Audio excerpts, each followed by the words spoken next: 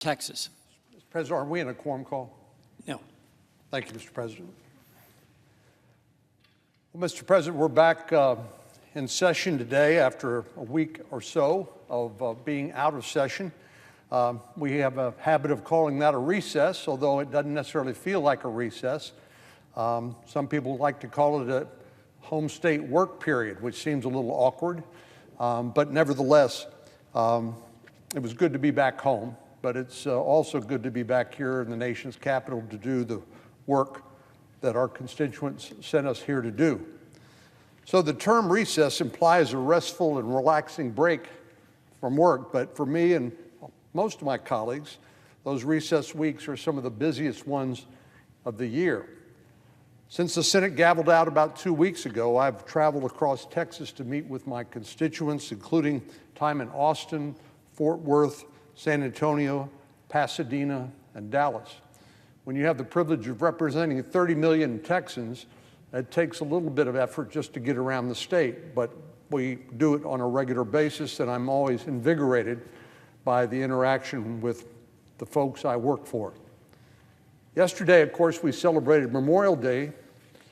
We did so in San Antonio yesterday with an incredible group of students who have been selected to attend America's military service academies.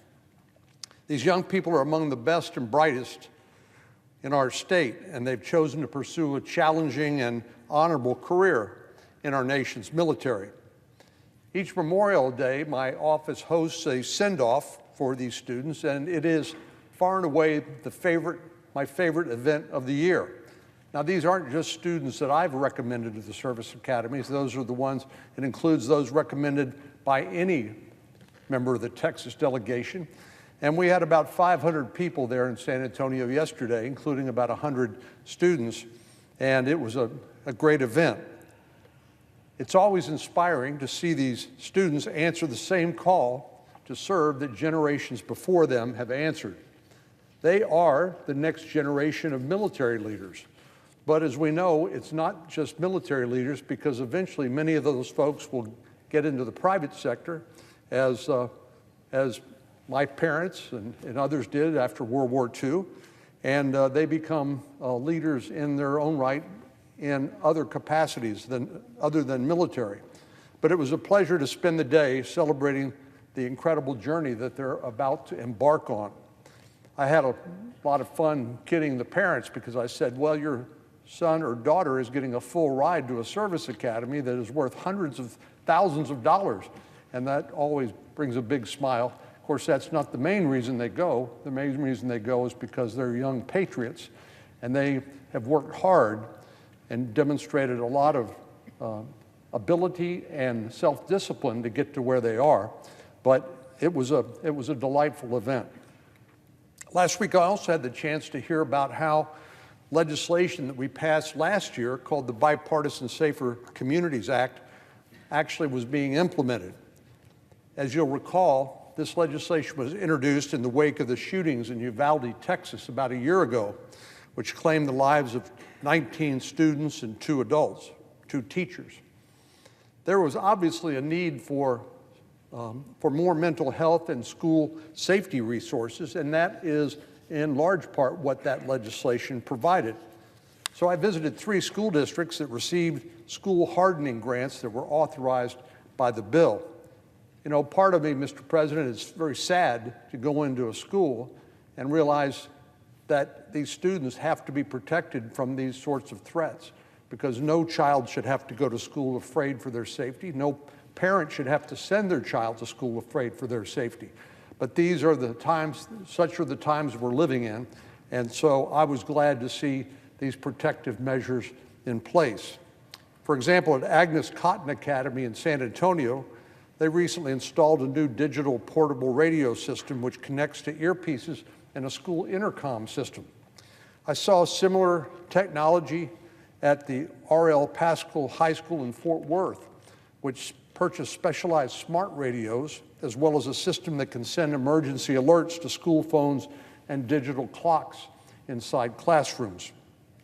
At Pasadena Memorial High School, I was shown their ID badge, a school access system, and new technology for anonymous threat reporting.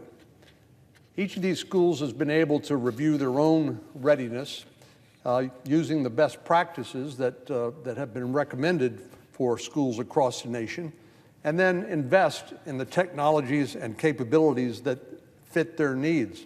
And it was great to hear about the way that these and other schools across the state of Texas are using these grant funds. This legislation also made the single largest investment the federal government has ever made in community-based mental health care. But experts say there should be about one school psychologist for every 500 students. But we are a long, long way from that goal. Texas currently has one school psychologist for every 2,500 students. But grants from the Bipartisan Safer Communities Act are working to close that gap. First, we have to train the people in these professions so they can provide the services. And colleges and universities in Texas are already using some of these grant funds to help increase the number of mental health professionals in schools and in the state. They partner with nearby school districts to provide real-world training opportunities, and I'm optimistic that the investment that we've made and the hard work that they are doing will have a positive impact on student mental health, on the workforce shortage in coming years. And of course, with a goal to provide help for anybody who needs it in or around school. So it's always good to go home and see the impact of the laws we pass here in Washington, D.C. Over the last few days, I also had the opportunity to talk about a new bill that I'm working on called the Fans First Act. For years, musicians, sports teams, performers of all types, and their fans have been frustrated by the predatory ticket sales practices in the so-called secondary market. What I mean by that is that a performer, an athlete, an entertainer, a museum, you can sell a ticket for a stated price, but unfortunately, because of bots, these automated computer programs that go in and can purchase large numbers of these tickets, it then provides an opportunity for professional scalpers to buy huge portions of those tickets and then to sell them at dramatically inflated prices on the secondary market. As a result, fans see sky-high prices. Performers and sports teams have a frustrated fan base, and venues are left with empty seats. The only people benefiting from this current system are the scalpers, not the artists, not the teams, not the theaters, not the concert halls, or anyone else who adds value to the live performance experience. This has been a problem for a long time, but it came into focus last year when tickets went on sale for Taylor Swift's Eras tour. Countless fans waited in a virtual waiting room for hours, but were unable to buy tickets because the bots or computer programs were buying up all of the tickets from the primary ticket vendor. In Austin, I heard from one of those disappointed fans, a young woman named Kate Testone. Kate has been a dedicated Taylor Swift fan for years, since she said since she was 5, and was eager to buy tickets to see one of her all-time favorite performers. When she couldn't get a ticket from the original point of sale, she turned to the resale market, but was shocked by what she found. A seat with an obstructed view cost $450. An upper bowl seat was $900.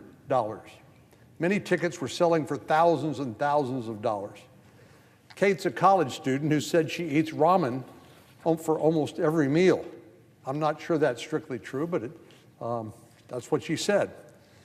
But for her and other countless fans, spending hundreds or thousands of dollars on a ticket is simply not an option. I also heard from my friend, music legend Robert Earl Keen, who's equally frustrated by the current system. Robert's planned to sell tickets for the final leg of his farewell tour for about $100. But once tickets hit the resale market, many were priced at $1,000. I asked him about that, and I said, well, does that money come to you, the person providing the intellectual property, the creativity that people wanted to enjoy? And he said, absolutely not. Matter of fact, my fans get mad at me if they think they're being gouged for these $1,000 tickets, when in fact I have no control over that. That extra $900 from his fans' wallets did not go to him. It didn't go to the venue. It didn't go to the ticket takers or the concession workers. It went straight into the pocket of a scalper. Robert noted that fans often think that it's the artist's fault, but it isn't. Once tickets are listed, artists have virtually no control over what happens, even though it's their name and their reputation at stake. I heard similar feedback from venues in San Antonio and Austin, including the Moody Center, the American Airlines Center in Dallas, and the Longhorn Ballroom.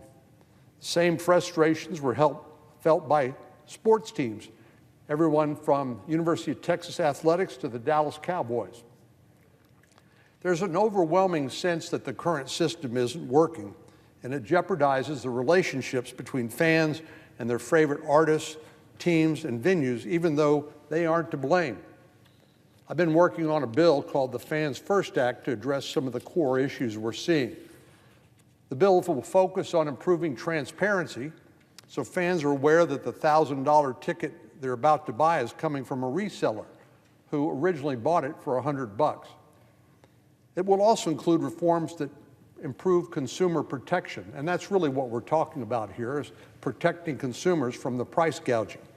It will restore market integrity, and it will punish the bad actors who engage in predatory ticket sales practices, particularly those who use these automated computer programs known as bots to purchase all the tickets once they go on sale, just to sell them in the secondary market for a much higher price. Senator Klobuchar has been one of the leaders in this effort, and I'm eager to hear feedback from stakeholders as we try to finalize the text on this bill, but certainly would invite any of my colleagues, particularly on the Judiciary Committee, on a bipartisan basis to work with us to try to come up with a bill that makes sense. The frustration among fans, artists, teams, and venues is palpable, but I'm optimistic we can come up with a bill that will punish the bad actors from ruining the live entertainment experience and restore the power to the artists that produce the wonderful entertainment that we all enjoy, and help them protect their reputation against these predatory secondary market scalpers. So, Mr. President, it was a busy week back home, and I'm grateful to the many people who shared their ideas and feedback with me. It's an honor to represent 30 million people from Texas in the United States Senate, and I've come back feeling energized and ready to dive back into the work we have here. It's apparently going to be all about the debt limit here for the next few days. We know that this unfortunately has been delayed for many months. We shouldn't have to back up against a potential default, but that seems to be the most common way we work around here. We don't get a sense of urgency until we get ready to fall off the cliff. But I'm optimistic that we will be able to address the debt ceiling.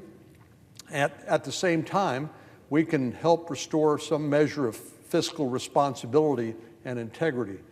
It's simply unsustainable to have a $31 trillion debt and say, well, we want to raise our credit card limit, but we don't want to have an adult conversation about how we're going to pay the money back. That simply is not the way things work in the real world, and it shouldn't be the way things work here in Congress. Thank you, Mr. President. I yield the floor.